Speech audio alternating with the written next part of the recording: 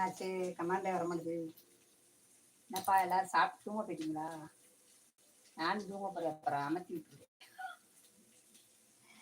காலா யாருன்னு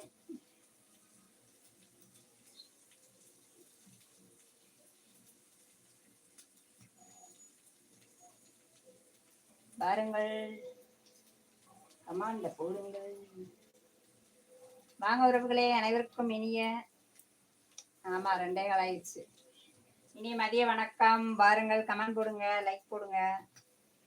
வாங்க, கமெண்ட் போட்டாதான் பேச முடியும்.